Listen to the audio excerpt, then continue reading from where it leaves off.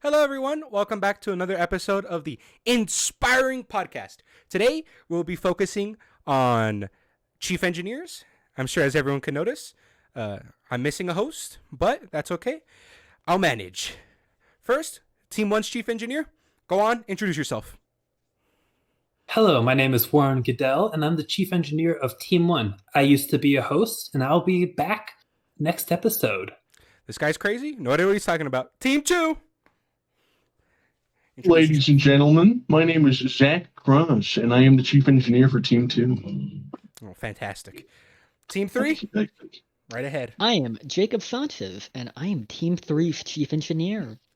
As you can see, folks, we have 3 fantastic chief engineers here, but I have questions for them. So, how about we get started? Now, fellers, what does the chief engineer do? Warren, start us off. Okay, so chief engineer is kind of the leader of the group, second in command to the PM or project manager, who's kind of in charge of making sure that the payload lands safely to their destination. Would anyone else like to care to add? Yes, that's an excellent way to describe it. To be more precise, I think the chief engineer would be the right-hand man of the PM to say. They're the exact second in command, and they're the leader of technical requirements on the project in general. Oh, okay. Got the right-hand man. So, as my fellow chief engineers have stated, the chief engineer is the right-hand man to the legendary project manager. He works alongside the design team, tries to test the feasibility of the payload.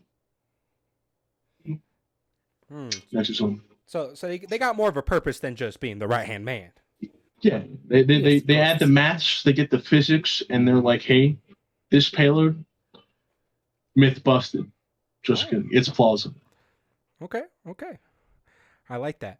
Now, I've noticed math came up a lot in your guys' statements. How does math play a role in being a chief engineer? How does that really affect you guys? Like, what's up? Give it to me. Well, basically, go ahead, Jacob. Yeah, sorry about that. Well, to put it simply, for things such as the time of flight of the payload, we'd help around those aspects and the actual equations of the payload that the design team would require. Oh, okay. So you guys just like... I'll give an example here.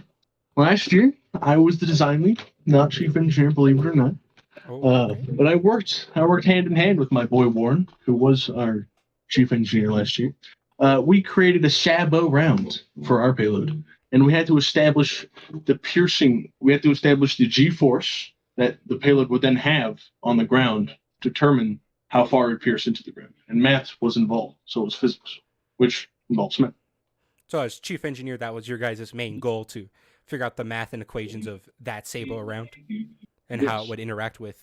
What was last year's mission? So basically... Venus. Venus, correct. Yes, Venus.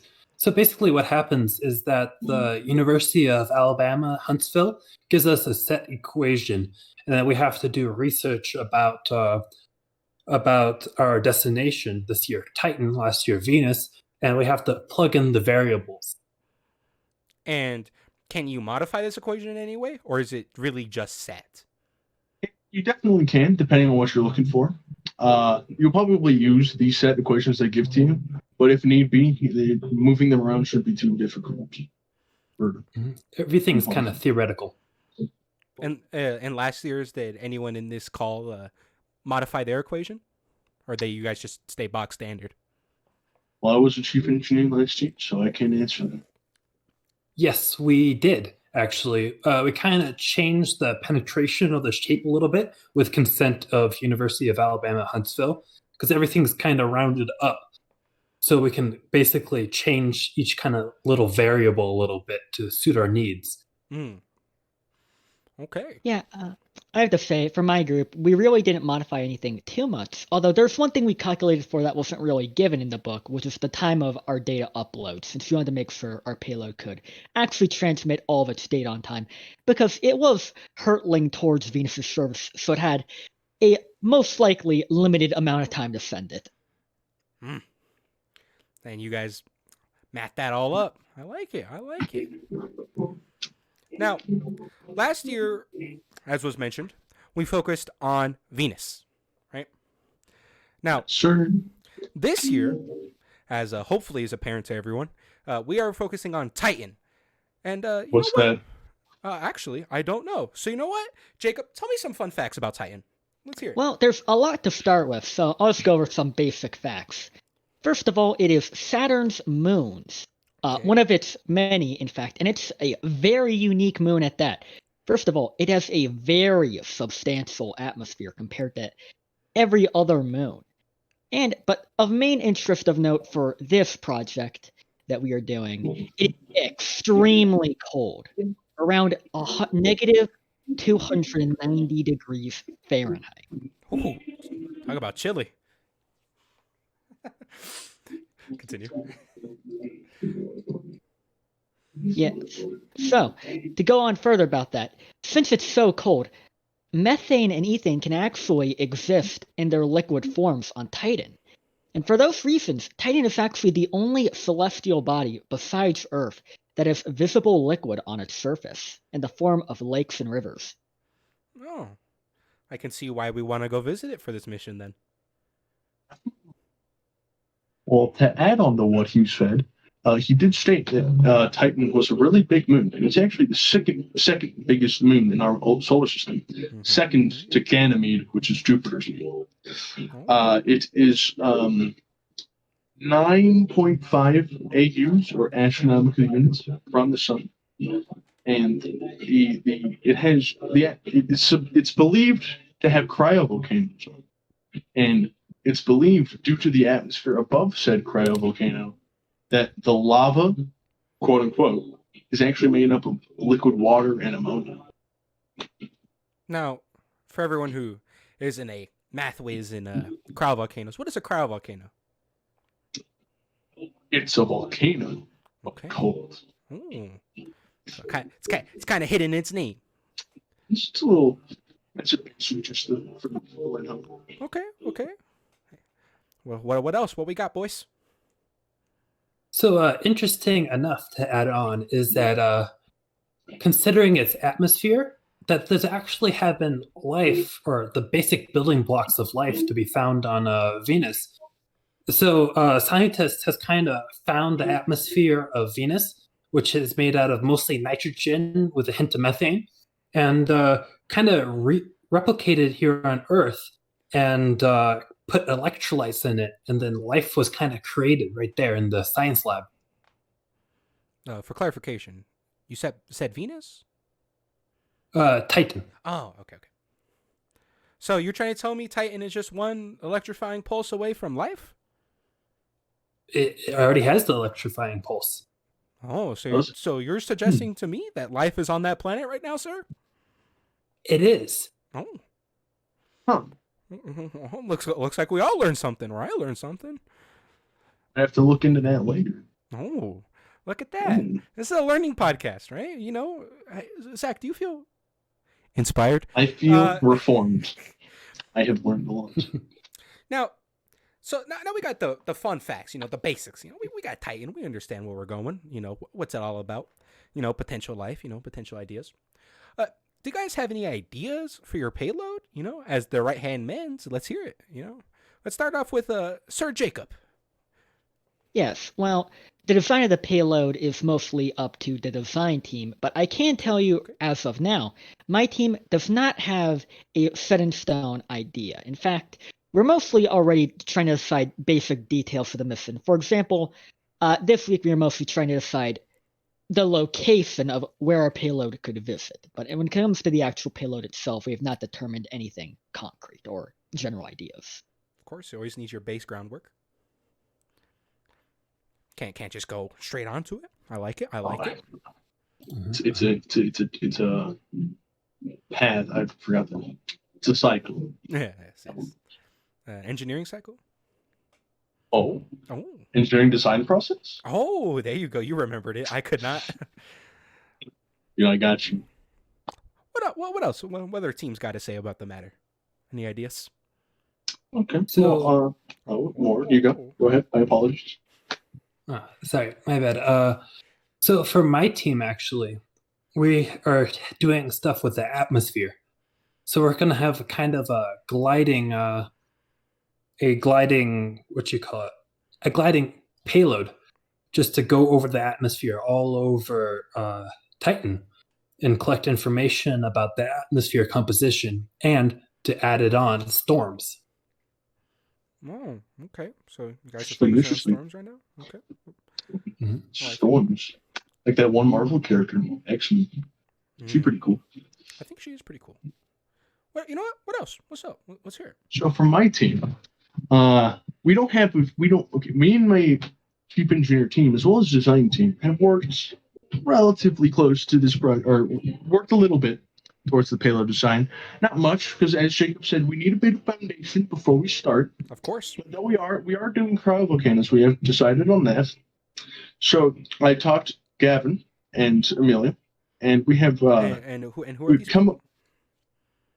up. Gavin is my design, or not my design, my chief engineer team. He works for me, Okay. with me, not for me. It's just in the tyrannical government. And Amelia is my design leader, or our design leader. Okay. And we have come up with just theory crafting here, but we have thought of a means to gather the data, but not a physical concept for said payload. We thought, since cryovolcanoes, right, we're going to be using the drone more than likely. So, since the drone has to land and then flies periodically, we're thinking, when it lands, how about we use that time to gather the data of the cryovolcano? That was our thought process. We haven't thought too much about it. We haven't looked at the legitimacy of that idea, but spur of the moment, Gavin came with it. It was a pretty good idea, I think. And just so everyone's on the same page, there are drone and there is a orbiter that we'll be working with on InSPIREs, and that's what our Mr. Chief Engineer And also a is referring lander. to. And a lander. Yeah. That is correct. Pegasus, the orbiter, Kelpie, the lake. Crap, I forgot. And then Firefly, the drone. It's okay. And disclaimer for everyone listening: these ideas can change at any moment. These are not set in stone ideas. Just so everyone's clear. Zach, you're kind of cutting out. You are kind of cutting out. My apologies. It's okay. Oh, and he's gone. Rest in peace. Oh, he's back. Okay. Now the party can begin. I feel like we got some good ideas out. I feel like everyone said their piece about how they're working on their payload. Now, of course, we kept hearing a lot of different teams, team members, people named. How do you guys feel about your team? Warren, start us off.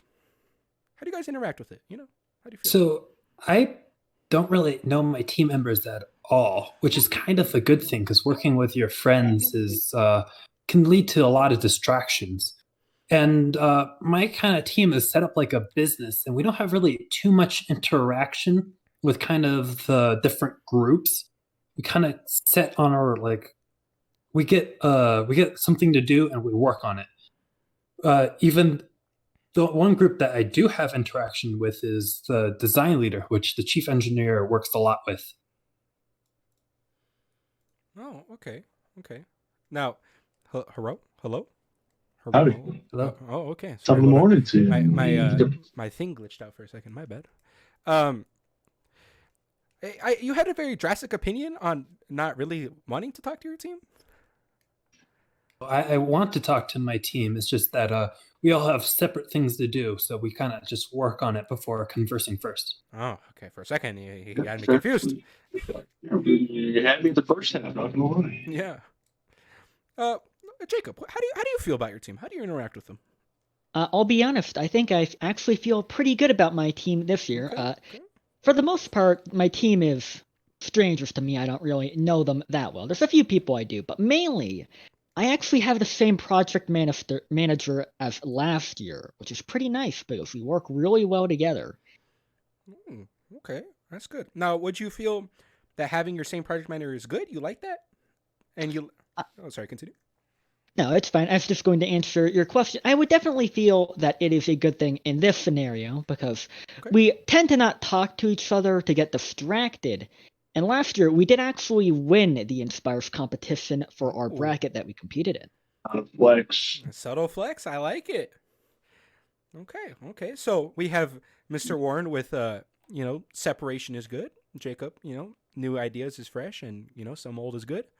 Zach, what's your opinion on this whole working together thing? Friends? Well, my team almost entirely unique to me. Last year, I think I share 2 team members like I had last year. My DA, Derek, my boy. That's me, baby. And Gavin, my chief engineer team. Okay. This team, I don't know them, so I can't say what I think it's going to be. But we're working well. We're looking into the future. I think we're doing great. Now, I'll also put my personal opinion here because, as Zach just said, we are on the same team, and we do kind of follow a semi-similar way of how Warren kind of does it, a little businessy like, but Warren put it in a very strange way. Sorry, Warren. You really threw me off there. Actually, to add something, it's interesting that a lot of our teams kind of have a person working with the chief engineer, because the University of Alabama, Huntsville, doesn't actually support that. Or it does support that, but doesn't have that in its team hierarchy. Now, I know we've during the times of COVID, right? I know I have to say the C word. I'm sorry, boys. Oh no! But I usually would agree with Mr. Warren here, about not having a team member under the CE. But during the times of COVID, it's actually really helpful because, sometimes you can just call on someone you need, and before in class you can kind of just walk over to them. But when you have a designated person to call, I think that's kind of a lot more helpful, in my opinion. As a humble data analyst, to you chief engineers. Yeah. I personally really like it having someone to call upon. I agree, actually. Yeah. Usually, I would agree when there's no COVID running around and ruining things. But having that designated person, especially as you guys all just said, when you guys have a majority new team, especially because you guys probably got to sign someone who you know, so you have at least one person. But that's just a host's opinion. But so in general, do you guys like your team? Like, you guys don't hate anyone, right? It's okay. I won't say. It's hard to say you hate someone. That's a strong word. Okay, we're high school. We're adults. We need to respect people. Yeah, no drama here. Put some respect on the name. Haha, funny. Like I said earlier, I think I like my team. We're pretty well organized as of now. Oh, okay. No, this is a start. Same thing with me happens. Same thing that happened to Jacob happened to me, where I got a project manager that I worked with last year. I guess I'm just a little different. I was separated, but I got my DA. Yep, that's all I need. It's okay. Our project manager, he's a strong man. It's a stark contrast from the PMs who said they hated every single person they worked with. It was really crazy, actually. It's understandable. Yeah, can't believe working with us. It must be infuriating. Yeah, of course, they are the team leaders, so of course they feel part of the team. But as chief engineers, you guys are math whizzes. Do you feel like you're a part of the team? I feel like I'm the real leader. That's a shot in the dark. I'm kidding. No. I would believe I'm pretty decent at math. By no means am I the best. I do think I do pretty well. I've taken a plentiful amount of dual credit math classes. Whoa, sir, please. We're talking about, are you part of a team here, my friend? Oh, my apologies. I'm a little ahead of myself. I thought I heard math. No, my friend. I had to flex. It's okay. It's a little get a little ahead of myself. But so, do you feel you're part of the team? Come on, boys. Come on. Yes, I do. Warren? Yeah, actually, one of the things that the chief engineer does the most is work with other people, especially with the design lead. We work very closely together. Okay. Now, to go back on what you just said, so you're saying that chief engineers are, really supposed to work together with a lot of people. But earlier you just said that, you're working on more of a business model, kind of separated of the parts. Do you feel Do you feel that's a detriment as your role as a chief engineer? Well, for the beginning, I think it's fine since basically the chief engineer's job is kind of to help the design leader with kind of their work right now because our work comes heavy in the late half of Inspires. So right now, I think it's fine. Yeah. Oh, okay. Curious. Anything else would people like to mention about being a part of a team or interacting with others? Yeah, I think I actually do feel a lot a part of my team because, generally I haven't really been working the same structure, I guess, as the business model, but generally I've been helping my PM a lot and working with every aspect of my team currently since we haven't really begun on all the math parts yet, but I do feel like I'm part of a team because whenever I call on someone or we try to work together, they are really responsive, actually. Oh, okay. So you feel like you guys are like that strong force that can come together when needed? I definitely say so. Oh, okay. Like, being a part of a team, especially now during the C word, Ooh. it has its pros and cons. During class, it is difficult. Everyone's online, people's internet kind of fluctuates. It's a problem. Sometimes getting people to answer is not the easiest. But since it is online, you have pretty much any time of the day. You can just be like, "Hey, man, I need you to finish this. I need you to work on this. I need you to do something." And when you feel like when you had it physical school, you felt like after school, this was ahead of me, right, or behind you. You didn't have to worry about Inspires until you got back to school. Now that it's online, it's all the time, which could be a positive or negative, really, depending on who you are. Now, I like where this is going. Let's expand upon this. Now, for everyone here, Jacob, you are online, correct? Yeah, that is true. Warren, are you taking online classes? Yes, I am. And Zach, as just mentioned, is online. Indeed. So, do you guys feel that COVID has affected Inspires in any way? Zach has said his opinion. What do you guys think? Well, if I may go first, I think it definitely has because, well, people are generally responsive to me.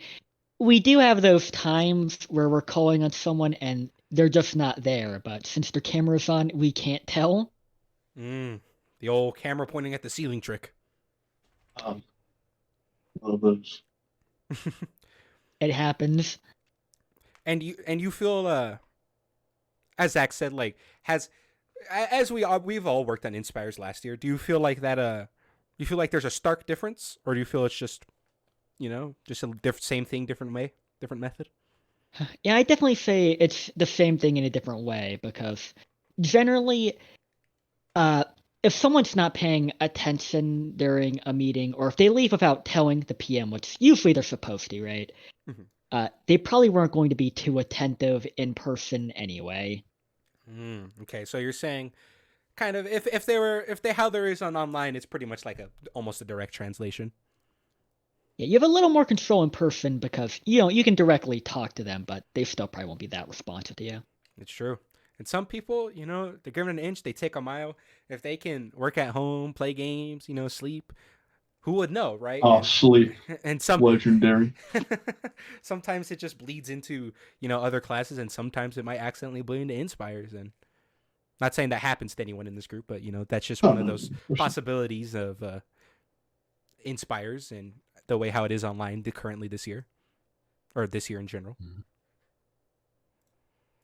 Yeah, if I may go second, I would say the only reason why we have this kind of business structure is just to increase productivity when in online setting, because usually when everyone's together, everyone's more inclusive and like you're having more of like a nice banter, if you would. But here, like everyone gets assigned things, so who's not picking up on the work and who's kind of slacking off, and we can directly deal with them. So you're saying like, in a world of COVID and online, you can kind of more pinpoint who was at fault for, not who at fault, but yes. It was like who's not really picking up their weight in the whole equation. Okay. Who's not and also to increase. Yeah, and also to increase productivity. Okay. And to deviate just a tad on Inspires, how do you guys feel this has affected your normal school? Has your, if you don't want to get too personal here, would you say your grades have maybe, take a little iffy, or maybe your personal opinion on school has changed because of this whole COVID fiasco? Just whoever. It absolutely has. I definitely think online school is a bit more tedious when it comes to completing work, but it seems as though the teachers understand that and they're a lot more lenient in regards to how they'll grade your work. My grades haven't seemed to plummet, but I definitely think I am more stressed out when working on said work. So you feel as if what leniencies you had in real life have maybe shifted or changed priorities? Yeah. It's also definitely a lot more. It's a lot easier to get distracted, especially when you have family members or pets. Sorry, don't mind the voice crack. It's easy to get distracted. People calling, my mom at work, or my sister also in school. It's TV, games. I mean, everything gets distracting. It's overwhelming. Anyone else? Yeah, I would agree with Zach there. I would say it's definitely harder. I would say my grades have definitely gone down a little bit, not too much, but a little bit. I find it's a lot harder to get help online than it is in Definitely. person. I would agree there too. Yeah, and I have to agree with that. That's probably the biggest trouble I've had with online is just it can feel kind of awkward asking questions and stuff online when the entire classroom is just going to hear you, and then and it can feel a bit awkward if you know what I mean. And plus, if you're trying to talk to a teacher in a breakout room, you have to call them to you if you're on Zoom. It's definitely a lot more tedious in general, but it hasn't affected me that much yet. I 100% agree with that asking question statement. You feel, I mean, personally for me, on the spot. Yeah, it really does put you. It's like you're at the center of the stage, and it's like, I mean, the whole world is a stage, anyways. But like, and it's like if you don't want that, you could use the chat, but it's like it's not the same way. You don't have that feel like you're not interacting. It feels like you're literally, like in class. Maybe some of you did this, some of you didn't. You're in class, like handing notes to your friends or someone, and then the teacher's like, "Hey, what are you doing over there?" But like now you're doing that with the teacher, and it feels really weird. Especially, some teachers have a hard time, trying to say what they're trying to say over text, and it just some things can get lost in translation, or not translation, but like if you have to like type it out in chat, it's like why not just Google it? Sometimes Google might not have the answer, but it's like it feels like if I have to type it in the chat, I could have typed it into the Google search bar. Yeah, and then if the PMs mentioned this last week in last episode, they mentioned like the amount of conversation, because we're all online here, just for everyone, and the amount of conversations you have with the teacher are essentially zero, right? It's a work is assigned, and then unfortunately they're muted and they focus on their physical class, which is fine, right? But for some people who are used to that, like the conversations that used to have with the teacher, that's kind of all gone. And it's like some teachers, they try to like pick it up and try to have that norm set, but it just isn't the same, and sometimes it just doesn't stick. Feels almost like a little weird, it's like half the class can hear you when you can't hear the class, and it just kind of it puts this weird like self-imposed boundary by technology. Yeah.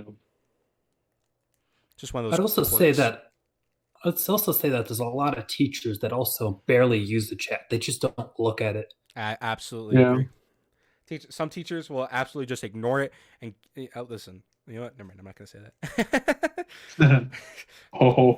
They consume information. Oh, I almost said personal opinions. Plead the fifth. But yeah, online is a very different beast, especially for a lot of people. At least for me, at least. Anyone else? Any other? Back to InSPIREing. Hey, whoa, please. Oh, sorry. No reason to rush. Take your time. Say your opinions. Oh, okay. I guess we can. One thing I'll add on is that I would say I definitely learn a lot better in person. I think it's a lot harder to get a good education online. Indeed. Would you guys also agree on that matter? Disagree? Yeah, generally. I mean, I'm a type of person who usually has to ask a lot of questions to fully understand a unit. So when I can't really do that, it gets kind of annoying. But since I do usually have to ask them anyway, which can be awkward when I'm the only one asking the teachers questions. Yeah, it's like the whole Zoom's looking at you. They're like, oh, okay, this dude's asking questions. It's like, I just want to learn, guys. I don't know. It really does just kind of put a weird pressure that I feel like in a perfect world shouldn't exist. I hate COVID. Yeah. Oh, Yeah, I know, right? I mean, sucks. it's like I really can't tell if I'm just like the only person who doesn't understand or if everyone else is too nervous either. I'm definitely one of those persons who are too nervous to ask. Like Same here. I can be 100% like clueless unless I'm like, like really like on the cusp of understanding. I'm like, this is it. I'm sorry, better luck next year. Hopefully not as a senior, I guess. Yeah, this year I focus more on grades than learning, to be honest. Yeah, it's kind of. Yeah, it's like this year's just getting through the year and making it to college so you can start over. Which honestly, as Basically, a senior, already is kind of like that. But COVID kind of really turned school into a numbers game real fast. At least for me, just trying to get the numbers high. It's kind of hard to learn. Yeah. And kind of back on speaking during Zoom, like when you're online, it really is kind of piercing. Like early in the morning when someone's like talking to the teacher and you kind of just have it blast at you when you're not fully awake. Yeah. Oh yeah. Sleeping schedules have just been the word's hard. I don't know, it's just completely messed up. Sometimes I wake up too early. Just the fact that I'm in home all the time, it's somehow it affected my sleep schedule. I don't know if that happens with other people. It's messed with mine, that's for sure. Most definitely. Making podcasts at 10 a.m., 10 p.m. See, look, I've lost it. I forgot the time zones. No, yeah, it puts a lot of pressure on our minds. And like, it's kind of, I don't know, but like when you're in class, you can kind of like half pay attention, but you're still fully paying attention, right? Because I mean, where else are you going to pay attention to? Like you can kind of doze off, but you're still understanding. But like when you're at home and you doze off, you're gone. Like that's it. You've just missed what they just said. Like go back, pray. At that point, at least for me, I don't know if any of you guys agree on that statement, but really hits you. I mean, one thing that kind of works with online is that if you just kind of miss something, you shouldn't be like, oh, sorry, you're kind of breaking up there. Can you repeat that? True. And have a good excuse. Could also do that in real life. Before I had my desk, doing class on my bed, not ideal. Like you said, dozing off one time, I hate to admit it.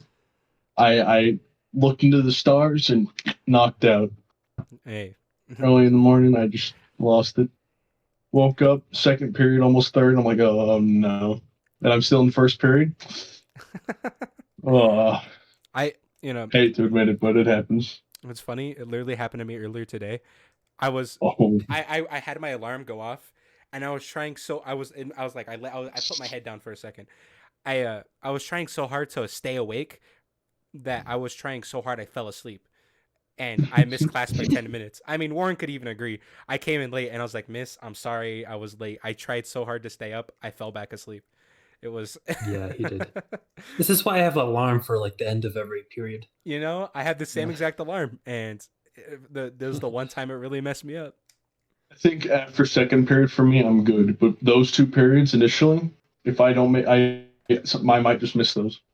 But as soon as I hit third, I can make it through the rest. True. Yeah, if I have a bit of a story that the pandemic has messed me up. If I may be so inclined to tell it. Of course, speak away. Yeah, so the problem with online for me, which I didn't really consider until it happened, is when you're going in person, you don't have to worry about the school just breaking one day. Because, I don't know, it's probably my fault to a degree because I probably haven't been that careful, but my computer's hard drive got corrupted on the last week before winter break. Oh my God. I had to it was bad because I had a on-ramps or dual credit project to do that week. and I lost a lot of the files I had actually, so I had to recreate them. It's drastic. Did they at least give And- you some leeway, or were they just like, nah, you're out? Get out of here? Well, I actually didn't need to tell them about it. I mostly just did it because, luckily for me, I actually did have a spare laptop at home. Oh. But if I didn't have that, it would have just been over. And for tech classes, it would still be really bad if that happened either way. But in person, I at least would have had a guaranteed way to get to class if I did not have a laptop ready. Yeah, I feel like that's a thing people just don't realize, that if your main like way to access what we use is Google Classroom. If your main way to access for us Google Classroom just stops, as Jacob just said, you're done. Like, sorry, bud, you're missing class. There's this funny story. It's relatively short, but there's an assignment due. I snared it a little too much, but I got it done. But then I opened Google Classroom, and it wasn't even the Google Classroom was down. I think I remember when this happened. And I'm like, oh well, my assignment's due in like 10 minutes. What am I gonna do? I mean, I do put some blame on myself there. I waited a little while before turning it in, but like, I kind of got screwed over by Google. And I mean, so just continue. And I was just saying, instead of turning it in person, which also inherently prevents a bit of procrastination because you have to turn it in during class if it's paperwork. So I can't wait till 11:59 to complete it. That is true. I mean, if you're handed a sheet of paper and you're just sitting there staring at it all day in class, like, what are you doing at that point? But like, when you're at home, you have access to that computer, sometimes your computer clicks that new tab button, and then at that point you're gone. YouTube randomly opens, and and then how did this happen? Poof. Then you're in the rabbit hole. It's gone for a while. Yeah, time just kind of mushes together when you're at your house every day. Time doesn't mush together any more than when you're in a breakout room. I don't think, listen, if any teachers listen to this, when you're in a breakout room, it's a whole different time zone in there, my mans, or females, whatever gender. If when you're in a breakout room, I have no idea what day it is, what year. I mean, like, especially, yeah, that's it. I was gonna continue, but I'm entranced by the void of the breakout room. Yeah.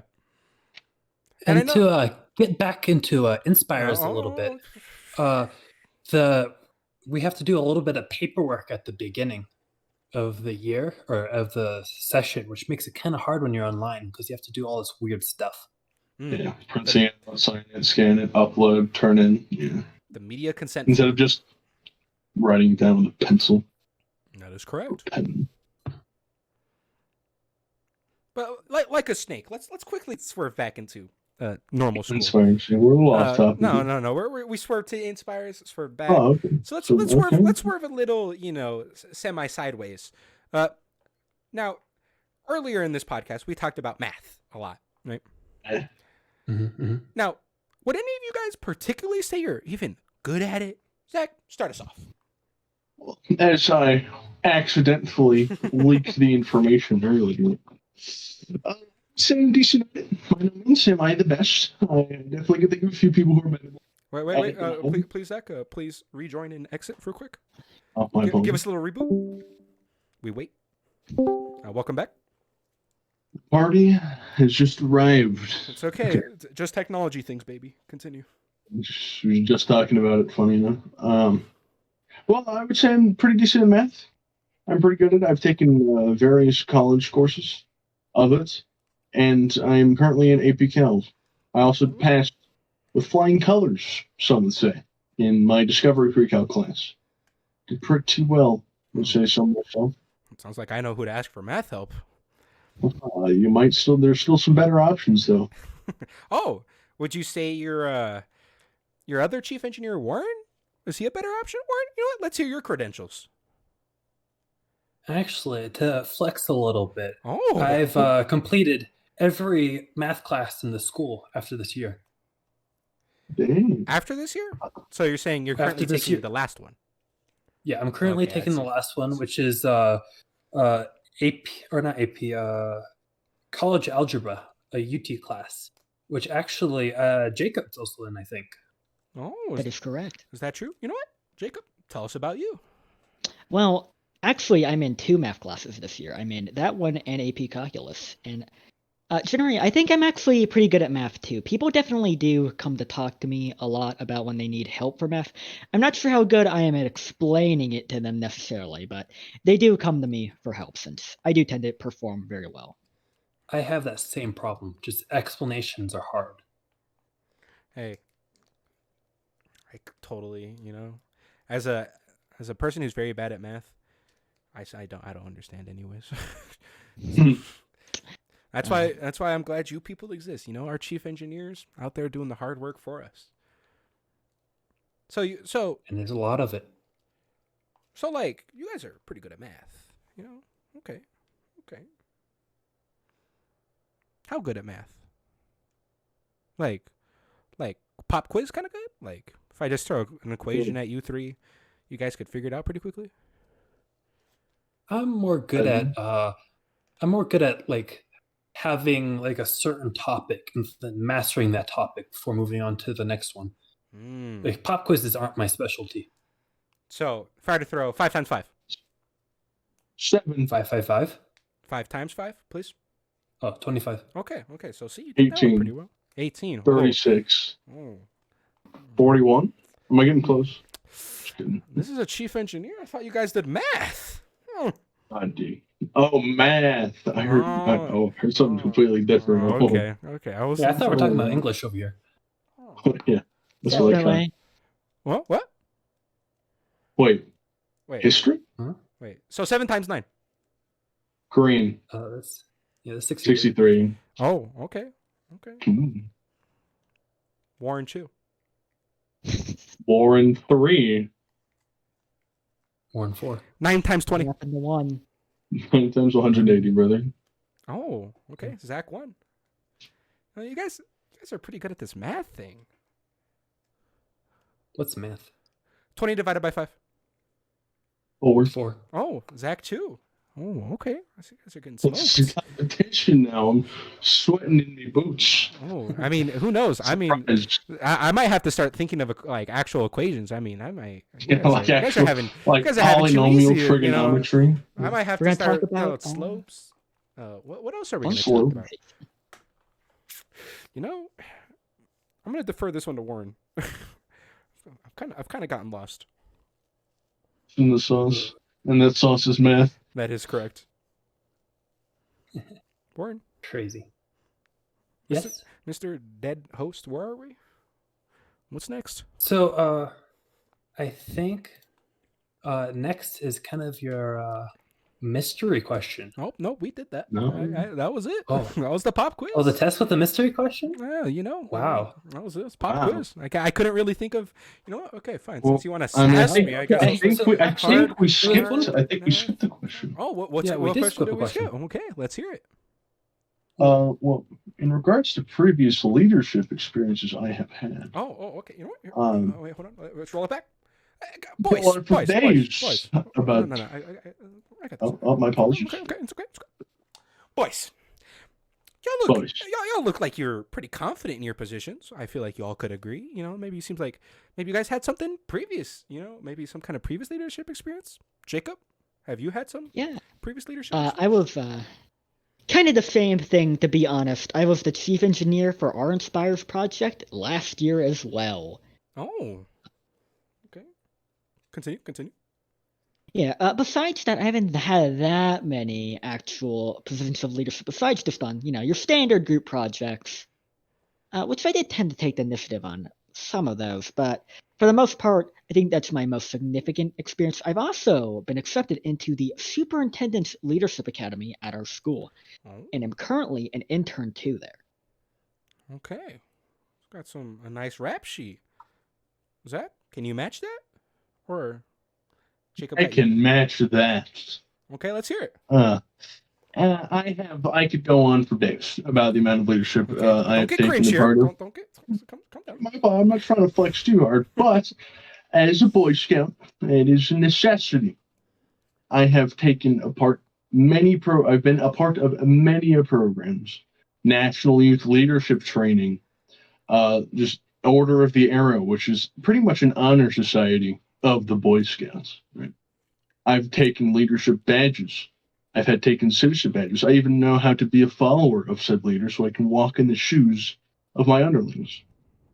I was design lead last year. I had been the CAD lead design for our robotics team for 2 years in a row. It would have been third, but COVID had to ruin that for me. Understand. Of which my first year, we went to the world's competition. For the wedding project, I was the PM for that project. I used to be the lead primarily before COVID in most group projects. However, that's been subject to change recently. In the NASA HAS program, which I think Warren was a part of briefly. When I made it to the virtual experience, I had led my team in the design aspect. Scouting, I'm in Eagle Scout now, which is the highest rank of scouting. Okay. And to do so, I have to lead a massive community service project, of which I had worked alongside UTEP, our local university, and warded off pigeons in an entire roof of a campus building. All led by the one and only me. Looks like you made those pigeons crossed. I'm sorry. I'll give you that funny. one. No, it wasn't. Yeah. Continue. Okay. You don't have to pretend to the host. Continue.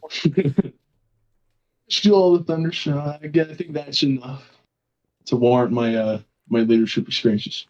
Speaking of Warren, right? I agree. I mean, Warren, those are some big pants to fill. Can you even get close? Yeah. I'm a big boy. I've got some large pants. I don't think I have quite enough experience as Zach, but I do certainly have some. Okay. So I was the chief engineer last year and this year. I was the project manager or CEO of our wedding group this year and was kind of the co-CEO last year. I'm also the, director's assistant, which is the highest position a student can be in theater. Okay. As long as leading in the light/sound area, wherever I get put in. Then I also had partaken in a junior leadership program, which is kind of run by the city council. I forgot exactly what they're called, but the council, the committee. And they take us kind of all over El Paso to learn about leadership and kind of how to run a city. El Paso, our local city, just for everyone. Yes, of course. And I would say that's about it. Okay. Now, let's wrap it back around. Jacob, how you felt that as you said, the superintendent kind of program, how's that helped you in let's say today's project or today's world?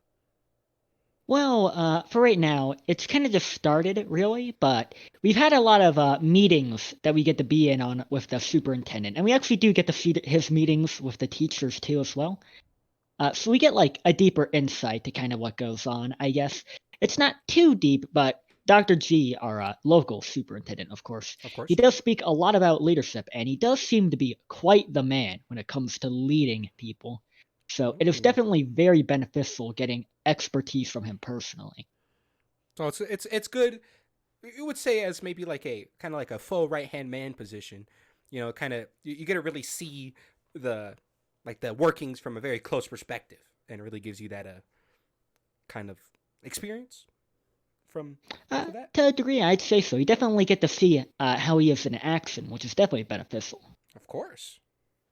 Okay. I see. I can see how this experience can transfer straight into InSPIREs.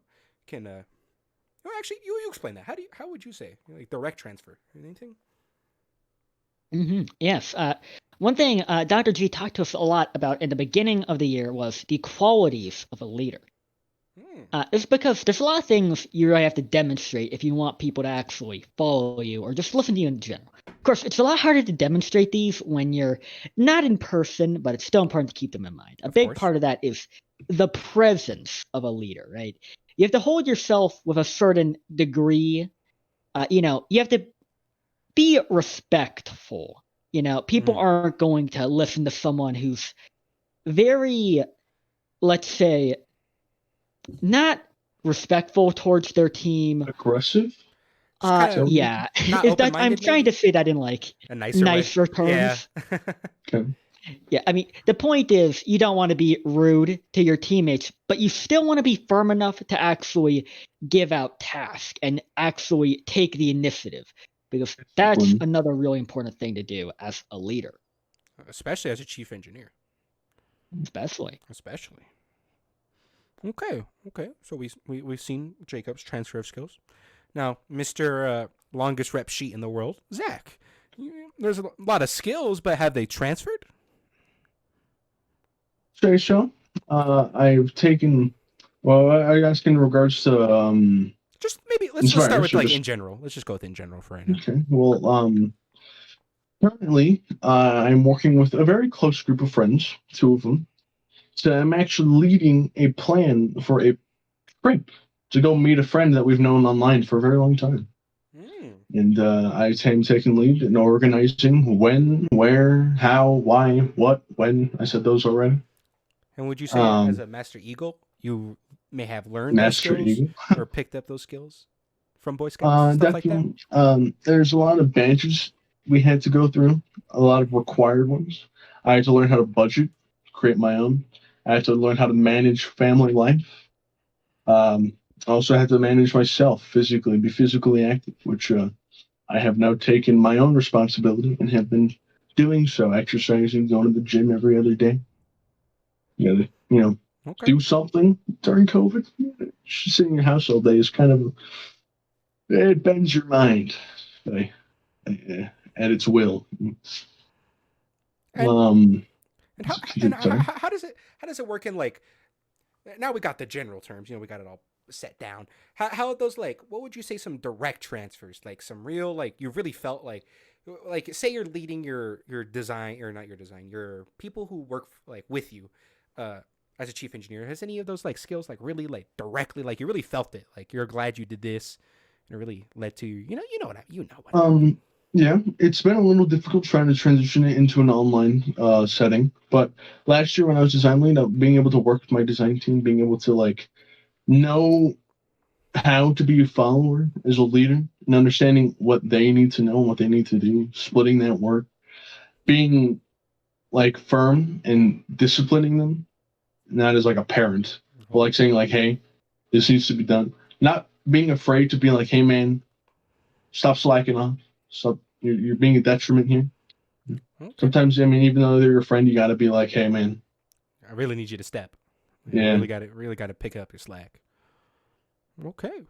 And then being able to be confident. I feel like having that, because if you're like subtle, or you're like, I don't know if I can do this, or it's just like, go do your thing. If you're afraid, they'll like stand up to you or something like that. I guess that's a very poor example, but no, I mean it's a good the example. confidence instills like that, like this guy, he knows what he's talking about. He knows. So you got to. He's like, so that they're more inclined to listen to you most of the time. Obviously, there's those hecklers that just decide they don't care, but you learn to deal with those. Well, as a leader, how would you give me an example? How would you do that? Oh, jeez. Put me on the spot here. Of course. Okay. Let's play a little scenario. Let's say you just assigned me to do a certain math equation, and I'm like, I really don't want to do this right now. I'm sorry. Well, no, I'm going to be a little more aggressive. I really don't want to do this. I really don't want to do this. I really don't want to do this. Since this is in regards to Chief or InSPIRE's, there is someone above me, right? There is usually always going to be someone who is your boss, and my boss is the PM, and their boss is the teacher. That is and correct. If the PM can't get you to do it, if I'm doing everything I can to get you to work, and you just won't. Okay. I'll talk to the PM, and be like, hey, dude, this guy, he ain't doing his cut. This guy is useless, complete rubbish. Sorry for being hostile. It's okay. And he's gonna try his power, his credentials. He's technically maybe not a better leader, but he has a higher power. So you would think that the person would then take them more seriously. And if that doesn't work, I mean, the teacher's always there to fail you and kick you out. And that doesn't look good on your record, that doesn't. That is true. Okay. So you're trying to. I see your kind of. Your kind of style is, talk it out, see the most peaceful way, and if that doesn't work, take it up the chain of command. Okay. Like what's the word? Wow, I cannot compromise. A relative compromise, but not too much to where you're giving them too much, just to get them to do their job, because it's their job. They need to do. Of course. That's the But whole. if something they don't, you got to talk to them, being like, "Why aren't you doing it, man? Is it you don't understand? If you don't understand, I'm free to ask me. Just ask me. I got you. I'm your leader. I'm your boss." Yeah, apparently he's the boss of everyone, after hearing that whole Yeah, rap sheet. I am the boss. Now, Warren, Yes, sir. give me a quick refresher of your rep sheet. I got a little lost. I got a little lost in the sauce. Yeah, actually, I forgot one, which I'll mention at the end. No, here, say it now. Go right ahead. I worked with AmeriCorps. I was a AmeriCorps member for a couple, like 2 months, I would say. For everyone who doesn't know what AmeriCorps is, please explain. AmeriCorps is basically the American Peace Corps. And if you don't know what a Peace Corps is that they are hires that work for emergencies. So, like, say there's a hurricane somewhere, Peace Corps would be sent in to help increase survivability in the area.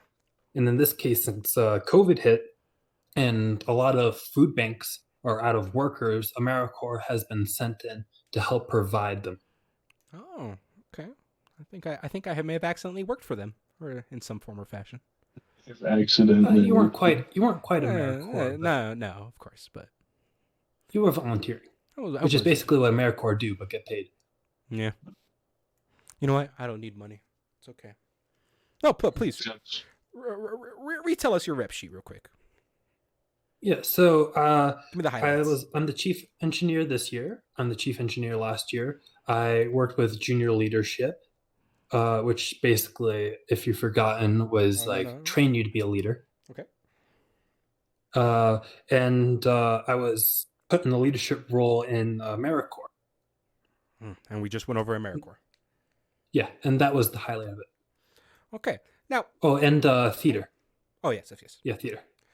Let's rerun back to that leadership training. Now, of course, I mean, you're training to be a leadership. How have those skills transferred? I would say that my leadership style is more fitted with a lot of people under me, which doesn't happen with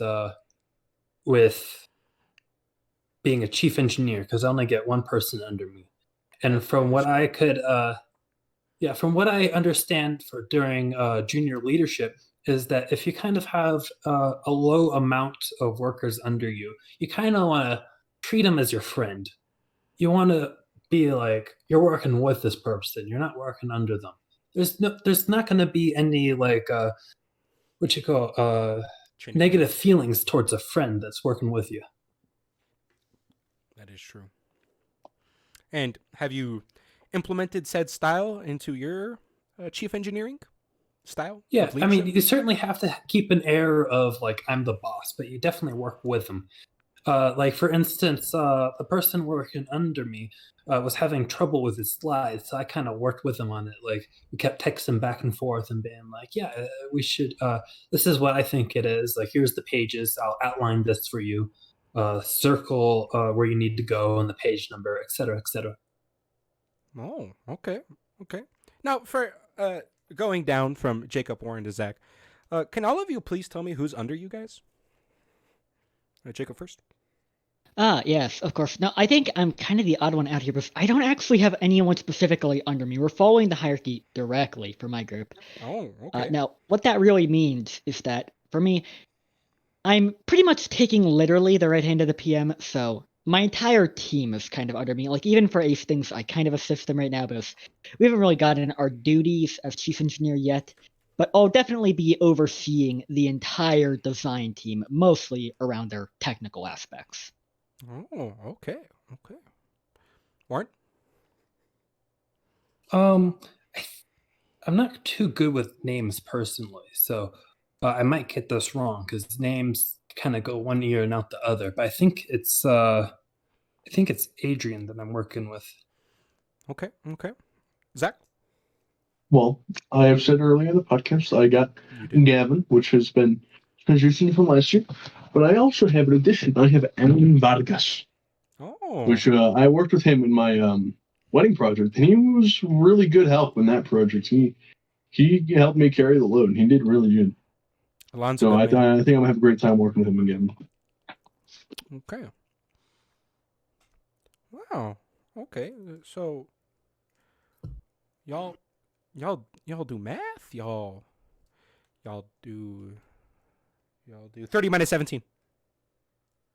30 minus 17, that's a hard one. That's like 13, probably. Damn, Zach smoked y'all. 3 out of 2. Come on, boys.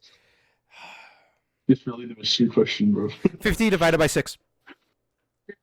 Divided by 6, that's an oddball. 50 divided by 6.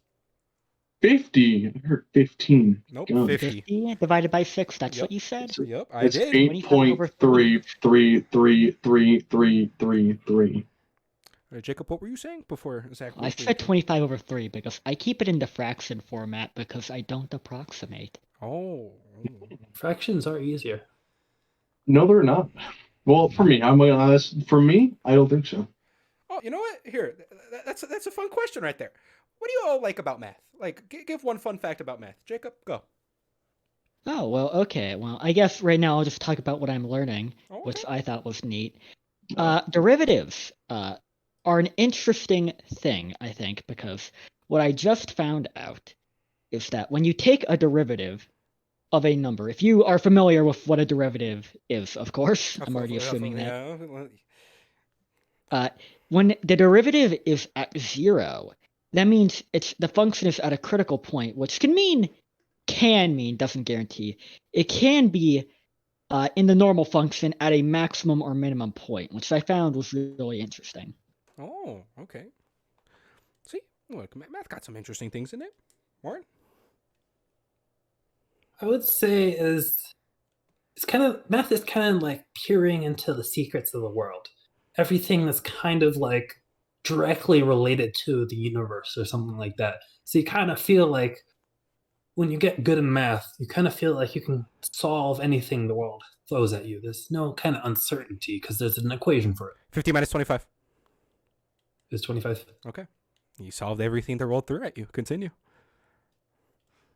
Yeah, that's kind of it for me because I personally am not a huge fan of math. Like, I don't do math in my free time, but I would say I'm relatively good at equations. Oh, man, you just made me think of a good question. Damn, you weren't.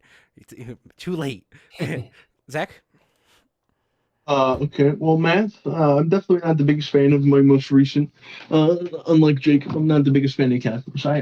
It is pretty useful, I think, especially in engineering. And my preference is more in regards to math in relation to physics. I feel like it's interesting. And calculus can be involved in that regard, but I definitely like physics and algebra. I feel like it's a lot simpler and more intuitive. And I like that. It's just because most of the time it has a definite answer or it's theoretical. It's like one or the other. I just enjoy that. Or in my case, it's just numbers that I do not understand. You have numbers in your math? Oh my god. Yeah. I miss the numbers. I can say that for sure. Really what it's about. I really like, seeing how it applies, because at first when I got introduced to derivatives, I was kind of like, what is this? How does this actually apply outside of like rate of change? I guess I don't know. I didn't really get it at first, like why you would take it, but now I see you can use it for some pretty weird stuff. Like if you want to find out the maximum volume possible with a box when you're given a certain amount of cardboard, you'd use derivatives, which is kind of weird. I wouldn't have thought of that normally if I didn't see a problem. I think that's interesting, mainly because like. This isn't something I've personally done, but I also hear that for imaginary numbers, which is really weird. I didn't think they had a practical use at all, because, well, they're not even real, right? Exactly. Apparently, electrical engineers actually use those for their calculations, which I found was super weird. Hey, how do they use them? I don't know. They just do? Oh, God. It's even worse. They're using imaginary numbers in mystical ways. Going back to derivatives a little bit, I think derivatives can be used in business also. Definitely. To find like Yeah, to find like the max amount of profit, or like where the profit goes up to and where it goes down. Because because profit isn't kind of like a straight line up. It's kind of wavy. So if you want to find like when it starts going down and where it starts going up, and you want to find that peak, that's what you use derivatives for.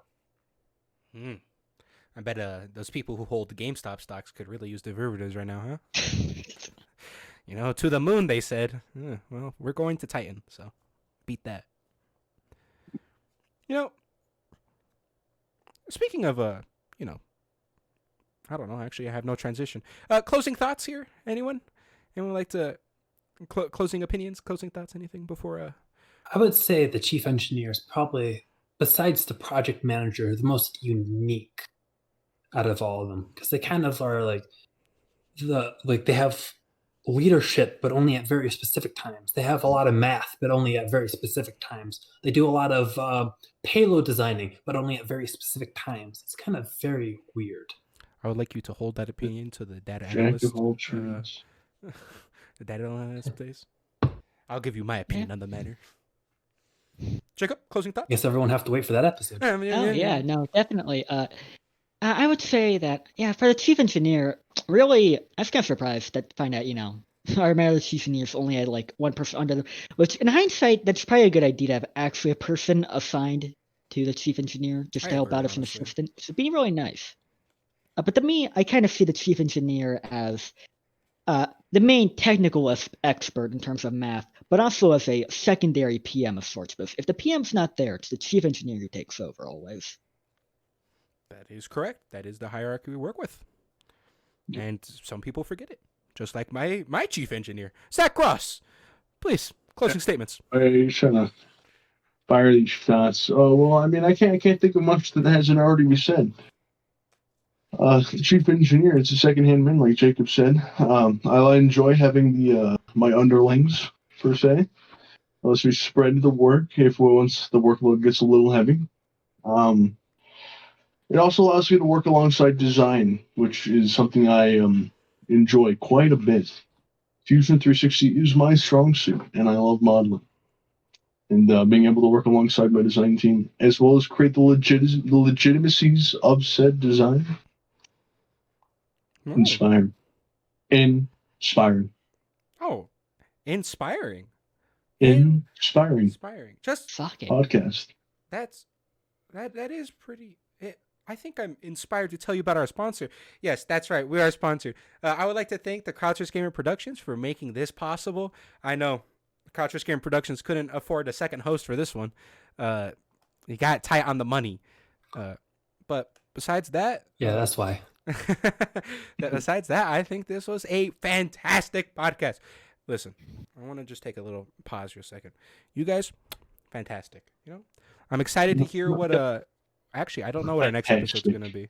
Well, me and our Tombstone. It'll be design lead. We'll figure that out, Mr. Tombstone. We'll discuss that for next episode. But until then, thank you for listening. Thank you guys for being here. And I think that's it. Thank you for inviting me. You know what? And for being such a lovely host for such a wonderful podcast. I know. I'm in mourning. Daytime. It has to end, and that's so sad. See, look, my dead co-host won't even say thank you to me. You see, this is how I feel. He won't even. You know what? Thank you guys, the two of you, Jacob, Zach. Thank you. Other guy, like you two, I guess. Thank you all for being here. You're all amazing. Wait.